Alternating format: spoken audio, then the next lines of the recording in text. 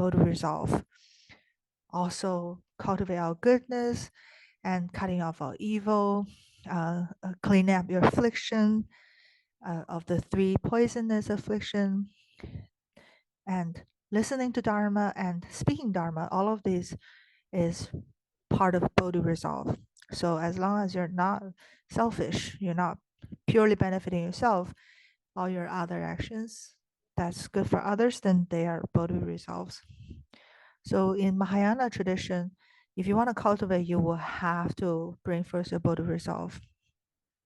All the dharmas are based on the initial Bodhi resolve.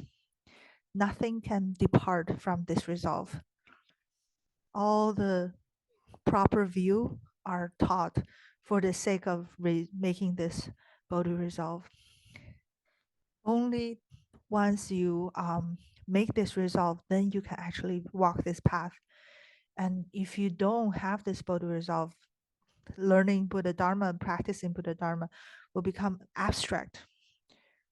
So all the wisdom of the Buddhas are through making this Bodhi resolve. And all the sutras and also all the Bodhisattvas practices, all of them are the manifestations of their Bodhi resolve. For example, Amitabha's 48 vows, Master's 12 big vows, Guanyin Bodhisattva and Earthsor Bodhisattva's vows. They're all the manifestation of their Bodhi resolves. So now we talk about merit and virtue. So merit is what you do, and they culminate into your heart into virtue. So you practice and you have attainment, and that's that kind of reflection that will be your virtue. For example, if we refrain from killing, and our compassion will grow, and this compassion will nurture our mind. And this is through cultivation, this attainment is in the mind, and that is virtue. Another way is when evil exhausted is merit, when good is fulfilled is virtue. So all the goodness that you have fulfilled, this is virtue.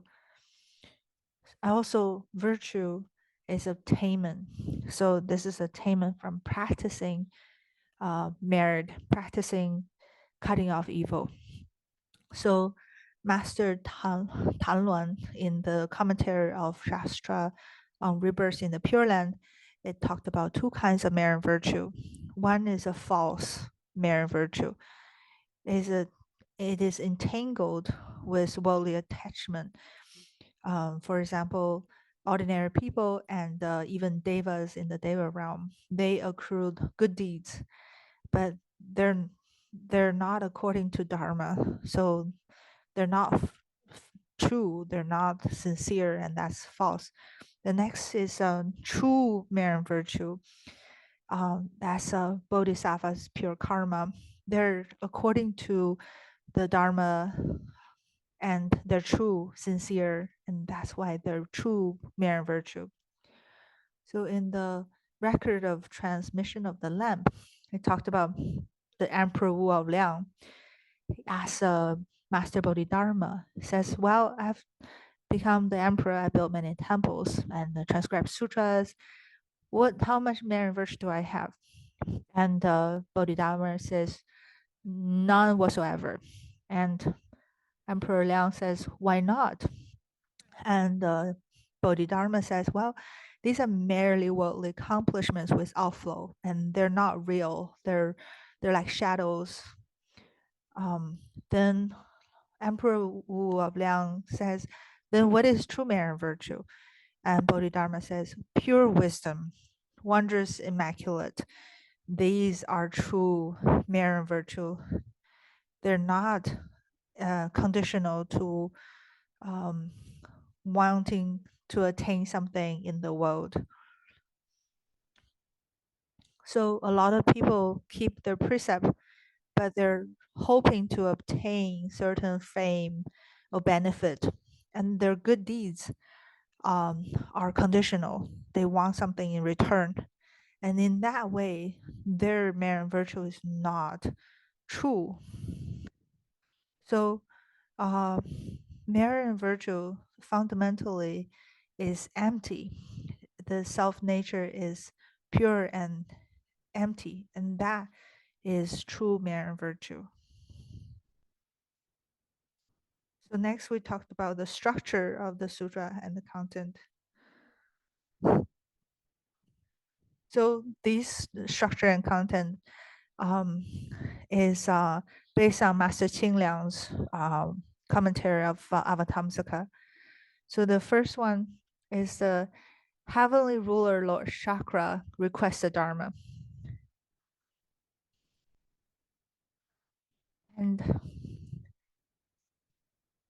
And Dharma wisdom Bodhisattva said, oh, this is, so he asked a question, Lord Chakra asked a question, how you measure it for a Bodhisattva who first bring forth the Bodhi resolve. And Dharma wisdom Bodhisattva said, oh, this is very hard to discuss. So the second part is very profound, hard to express. And then they illustrate it with examples. And then they display the effect of the Dharma. That's number 4.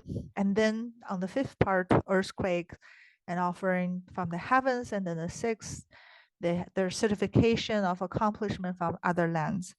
And then the number 7 part, they praise and say everything repeatedly with a verse format. So now we talked about the Dharma request part. So this is this happened on the top of Mount Sumeru.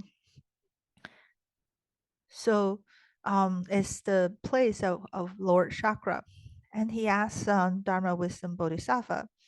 And Dharma Wisdom Bodhisattva is the Dharma host of this assembly.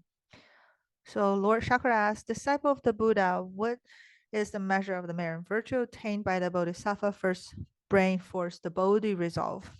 How big is that?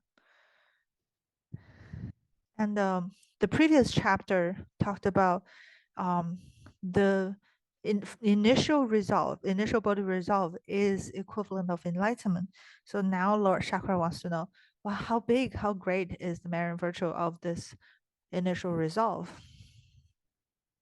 And the Bodhisattva says, well, it's very hard to express because it's so profound. It's difficult to express, difficult to know, difficult to discriminate. And and you will not understand it. You will not believe it, even if I tell you the amount, and you not understand it. And it's difficult to certify to, and it's difficult to practice, difficult to penetrate, difficult to consider, and it's difficult to measure it, and difficult to weigh it. And this kind of merit virtue is hard to enter. So how much? So it's hard to express, hard to say. That's the gist of the answer. Why is that? Because it's so profound. The principle is very, very profound. It's beyond word and beyond our consciousness understanding. And the mind, the power of our consciousness cannot reach, and only Buddhists can know for sure. Because the Buddha has this profound wisdom. Without that profound wisdom, you will not be able to truly comprehend, truly believe it. So Dharma Wisdom Bodhisattva then illustrated this point with many, many examples, 11 examples, and we go through them one by one. So number 1 is use the example of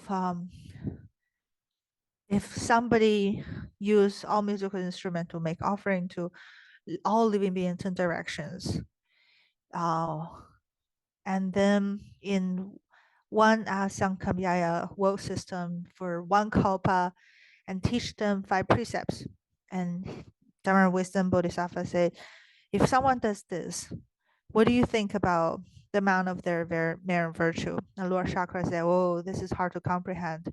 Only the Buddha would know. And then Dharma wisdom Bodhisattva said, well, this person's merit virtue, if you multiply it with 2 billion, 100 billion, trillion, 100 trillion, up to countless billions, and even up to mere virtue of open the shut heart, and it is not equal to a fraction of mere virtue attained by the Bodhisattva who first bring forth their initial Bodhi resolve. And then another even bigger scope. So somebody making offering like that, but in 10 directions, world system, 10 asamkhya world for 100 kalpa instead of 1 kalpa, and teach living beings not just 5 precepts, but also the path of 10 good dharmas.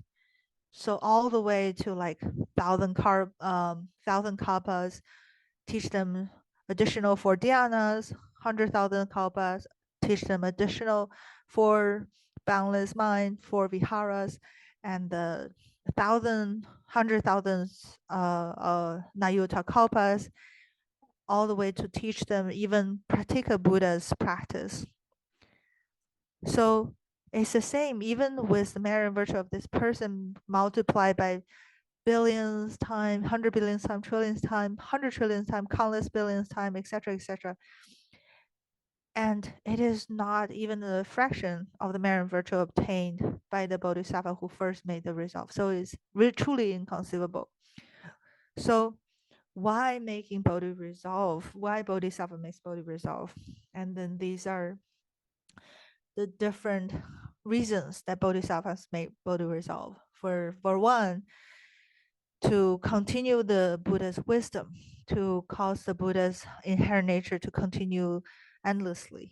And number 2, for the sake of all living beings, for the sake of fulfilling all worlds with Buddha Dharma.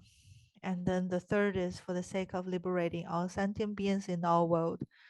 And number 4, for the sake of truly know all worlds, their arising, abiding, decaying, and emptiness. And number 5, for the sake of knowing all the sentient beings in the world and how they obtain purity and leave defilement. And number 6, the Bodhisattva wants to know that the nature of the world is pure. And then number 7, for the sake of knowing joy, sorrow, the habits of sentient beings. And the 8th reason, for the sake of knowing where all sentient beings die and where they reborn to. Number 9, for the sake of all the various inherent nature of all living beings, like in different kind of roots of living being. Number 10, for the sake of knowing the thoughts, the actions manifested in the minds of all sentient beings. And number 11, for the sake of knowing the wisdom of all sentient beings in the 3 realms. Number 12, for the sake of knowing all the realm of the Buddha, sentient beings, and their minds are equal, to know that there's no true difference between Buddha and living beings. And because of all these various reasons, the Bodhisattva brought forth their initial Bodhi resolve.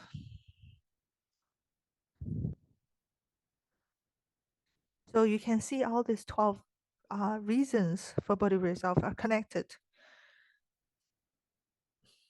So then the next is an analogy of fast pace. So suppose if a person within the space of a single thought is able to pass through Asamkhya world system in the east, and he does so thought after thought, exhausting Asamkhya kalpas, this sequence increases until he reached 10th person.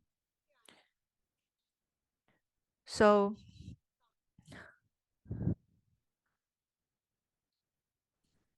not only this in this east direction, but also south, west, north, and the 4 dimensions above, below, It's all like this.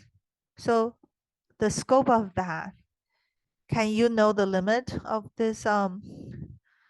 No, there's nobody, even if you can know it. It says nobody can know the limit of the good rules of Bodhisattva who has made their first resolve for first Bodhi resolve. So you cannot compare even with someone who's with such a big scope. And then the third analogy is understanding the rise and fall of eons. So if you know somebody,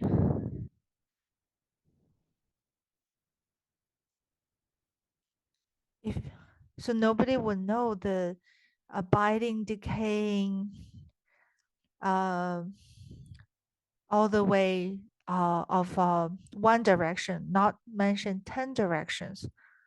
So even if someone would know the limit of a person who knows the limit like that, it cannot compare with a bodhisattva who first made the resolve.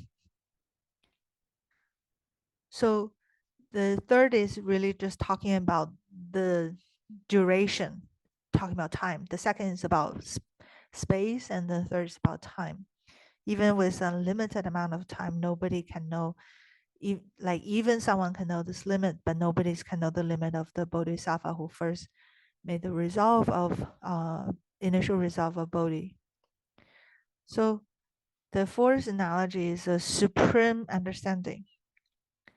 So there's another analogy, say there's a person in a single thought able to know all the various different kinds of understanding of all living beings in Asamkhya world system in the east, and all the directions, all 10 directions. And even if someone can know the limit of the various thoughts of living beings on these 10 directions, it cannot compare to the scope of how Bodhisattva when they first made their Bodhi resolve. So there's all sorts of understanding of all living beings, subtle, coarse, pure, defiled.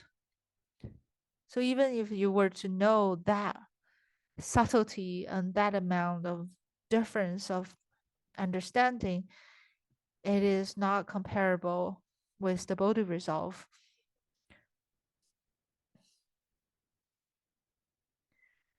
So number 5 is about understanding living beings' different roots. So it's very similar about, all different aspects of the world in countless times. And living beings in this time and space, the different root, different faculty of these all living beings. Even if you can know that,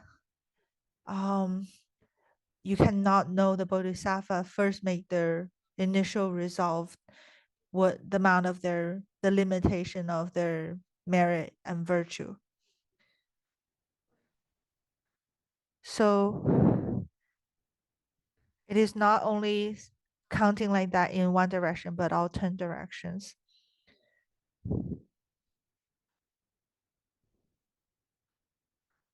So compared to, you cannot even compare with the merit and virtue of the initial resolve of a bodhisattva who resolved to awakening.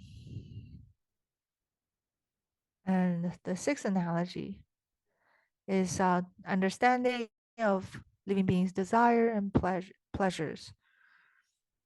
So if you know all living beings' desires, what makes them feel pleasure, and same in the same time, space, direction, all 10 of them, it's the same thing. Like even if you were to know the limitation of that, you will not be able to know the limit of merit and virtue of the initial Bodhi resolve. And number 7 is about understanding expedient means, expedient method. So if you know all the expedient method of the 10 direction of all living beings, all different world, is not comparable. And number 8 is understanding all these different minds, others' mind. So Bodhisattva knows all the different minds. It's not comparable with the first initial resolve, the merit virtue of that. Number 9 is about understanding living beings' karma. And it's not comparable. All the karma of the 10 directions of all living beings is not comparable with merit virtue with the first initial resolve. Number 10 is about afflictions. So same, 10 directions, infinite time, infinite living beings, all of their afflictions. You can know the limit of that, but you won't be able to know the limit of the merit virtue of the first initial resolve, Bodhi resolve of a Bodhisattva. Because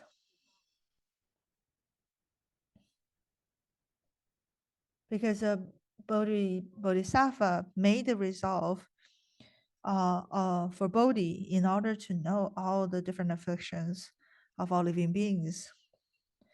And number 11, about making offering to Buddhas and Sangha. So this was to say if someone to make infinite offering in one thought with all various precious things, incense, flowers, etc., etc., even wonderful palaces or precious gems, thought after thought, they praise and worship and make bows to the three jewels. Like this past all infinite times, and even inspire other living beings of 10 direction to do that. The merit virtue of this person is huge, said by Dharma wisdom bodhisattva, but still it's not comparable to a fraction of the merit virtue of the bodhisattva's first bodhi resolve.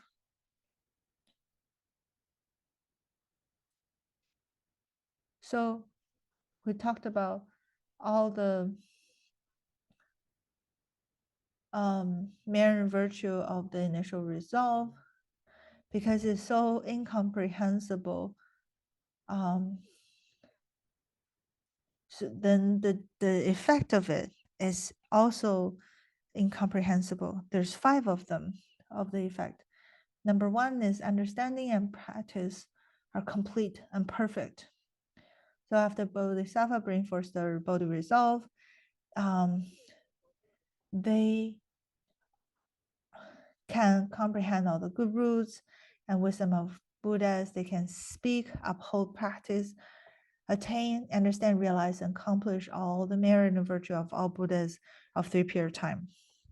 Number 2, the effect is the marvelous fruition will be achieved. So due to the initial Bodhi resolve, one will attain unsurpassed Bodhi of the Buddha of the 3 period time. So number 3 is equal with the Buddha. So the Bodhisattva who first made the resolve, they obtain equally with the Buddhas their states, merits, virtues, gaining ultimate true wisdom of the Tathagata. And even when they first practice, number 4, they're capable of performing the Buddha's work. Even as an initial resolve Bodhisattva, they receive empowerment from the Buddhas of the 10 direction, acquire great eloquence, and are able to expound teachings for sentient beings, guiding and taming all of them. And number 5, the result is the great wisdom will manifest. They seek nothing in the 3 realms, aiming only for the ultimate wisdom, omniscience, within the realm of Dharma realm. their mind is unattached because they're not looking for anything else. All their intention is to ultimate true enlightenment awakening. So the next time is the earthquake and the offering from the heavens.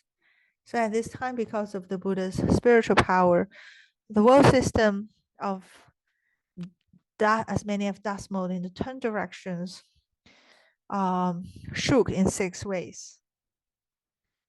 And at the same time, there rained down a multitude of heavenly flowers, heavenly incense, heavenly powders incense, heavenly flower garlands, heavenly garments, heavenly jewels, and the article of heavenly adornments, heavenly music, etc., etc. So number 6, the certified accomplishment from other Buddha land. So at that time, passing beyond the world system as many as dozens in 10 Buddha Kashatra in each of the 10 directions. All the Buddhas and many of modes of dust in 10 Buddha Kshetras who had the same name, Dharma, wisdom, each manifested a body before Dharma, wisdom, bodhisattva and spoke this word. See, we Buddhas, as many as numerous as dust mode in 10 directions of 10,000 Buddha Kestra, also speak this Dharma, and all Buddha will speak the same way too. And at the same time, they gave predictions. So at this time, you speak this Dharma, their Bodhisattva numeral as dust modes in 10 direction, 10,000 Buddha Kestra who brought forth their initial Bodhi resolve. So the prediction is in the future, after many, many kalpas, they all become Buddhas. And they will all have the same title, Pure Mind Tathagata.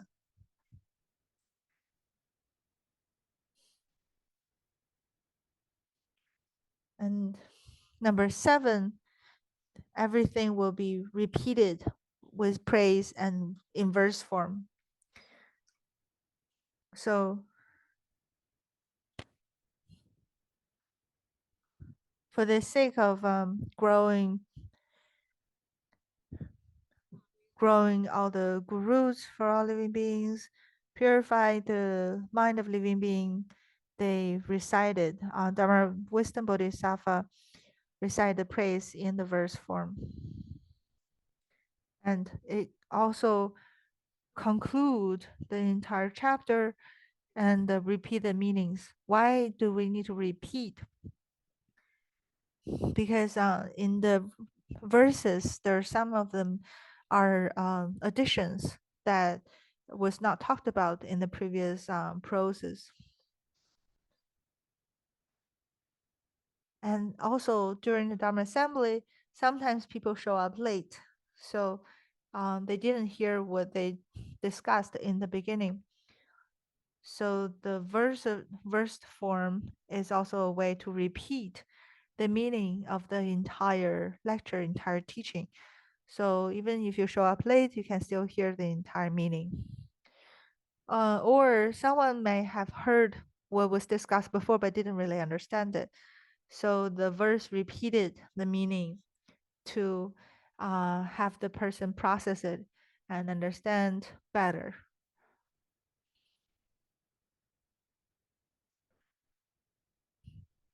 And additionally, the verses often rhymes. So it's easy for us to memorize and even made into songs. So we can recite and memorize the verses. And if we memorize them, we can easily recollect the principles and utilize them in our daily life and change our bad habits. So the verses has this many different kind of benefit. So it's very important actually. So we'll use example of this four line two verses. In order to benefit the world, he brings forth the great mind. This mind pervades everywhere in 10 directions. the Dharma of living being, length, and 3 period of time. Also the most supremacy of Buddhas and Bodhisattvas. Ultimately, like space equal to Dharma realm, all the world system which exists, he goes everywhere when there's Buddha and Dharma. In this way, he brings forth the resolve without ever retreating. So now we look at the characteristic of the merit virtue from the mind that first brought forth Bodhi resolve. So in the previous chapter, worthy leader Bodhisattva taught us how to bring forth the resolve. And in this chapter, it discussed the merit virtue systematically of the mind that brought forth the Bodhi resolve. And then previously, the 10th chapter of 10 dwelling, it discussed the Bodhisattva's positions, stages of their practice. And Brahma conduct chapter talked about the Bodhisattva's conduct. How do they practice? So these 2 chapters talked about the stages and their practice. And this chapter, the merit and virtue, is about talking about the function and the merit and virtue of this mind. And afterwards, the chapter understanding Dharma is to say how, after you bring for the Bodhi resolve, how do you diligently practice? And what is the markers of the mind that brought forth the Bodhi resolve? So this chapter is really a bridge between the previous chapters and the later chapter. And it's a very important chapter as a bridge. So someone might say, how is it possible that once you first make the resolve, it is equal to the final enlightenment?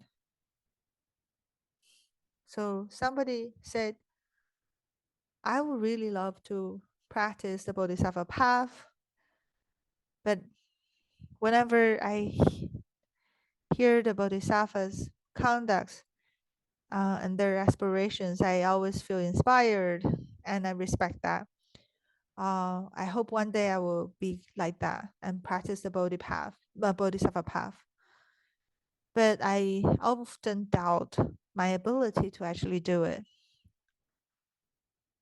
So this is a very common thing that a lot of people have to share the same doubts. So someone would think, is it true that all I need to do is to make the Bodhi resolve? Is that enough? Would I actually accomplish anything by making the resolve? And once seen someone who wanted to do a business and for years failed and couldn't succeed, and is very afflicted. One time he went to Hualien, Taiwan, and met Master Zheng Yan and asked, how can I succeed? And Master Zheng Yan said, just do it. And he heard it. He was not sure what that meant. And he asked a few more times.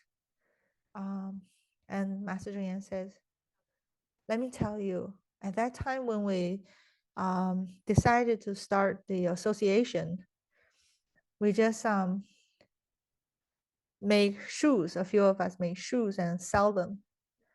We just did it. We didn't think about the result, didn't think about what this association will become. So you're just like that. You just do it. Don't worry about the result. In Avatamsaka Sutra, there's a line that says, if you practice without Bodhi resolve, that is the practice of Mara.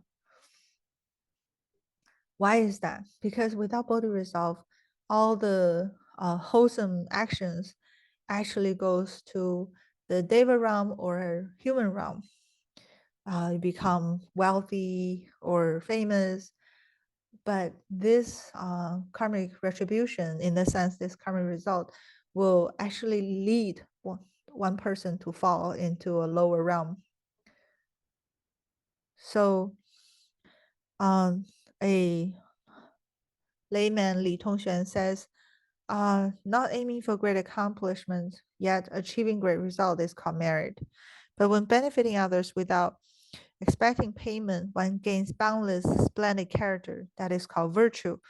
Moreover, blessing, wisdom pervades everywhere, which is called merit. Achieving success in all endeavor is called virtue. So if you do things without hoping to get something in return, and that's merit. But if you benefit all living beings without condition, without looking for something in return, and that is virtue. So combined with merit and virtue, everything will be successful. So we should really make this bodhi resolve and single-mindedly just do it. Don't worry about whether I can become successful. Don't worry about it's difficult. Don't worry about it's gonna take a long time. It will naturally happen. But also, you can't just make resolve today and tomorrow you forget about it. And a few months later, oh, you remember it again. And you do for another couple of days and then forget about it again. Or someone who made the body resolve but encounters somebody or something that they don't like it, and then they give up. And in that sense, it's not true body resolve. There's a saying that it's a journey of persistence. So there's another verse. I'm going to conclude with the verse. Desiring to know all Buddha Dharmas, one should quickly bring forth the Bodhi resolve. This resolve among all merit and virtue is the foremost supreme. One will certainly obtain the Tathagata's unobstructed wisdom. So this merit and virtue of this Bodhi resolve is the most supreme, and will definitely obtain the Tathagata's unobstructed wisdom. The activities of the mind of living beings can be calculated and known. Lengths of particles of dust are the same way. The limits of space can readily be measured, yet the merit and virtue from bringing forth the Bodhi resolve cannot be fathomed.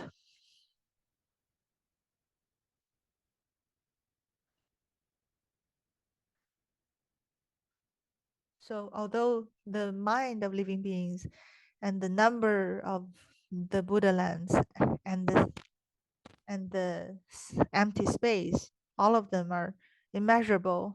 But even if you can measure them, the merit and virtue of Bodhi resolve is bigger than that, is not measurable compared to that. So now I would like to give you some homework. 2 questions. Have you ever met someone who practiced the Bodhisattva path? What did they do? What kind of Bodhisattva way they practice that moved you? Okay, so that concluded our class today. We transferred. 愿以此功德，庄严佛净土，上报四重恩，下济三途苦，如有见分身，悉发菩提心，尽是一报身。高山极乐国，地地老和尚三位序。阿弥陀佛，大家晚安。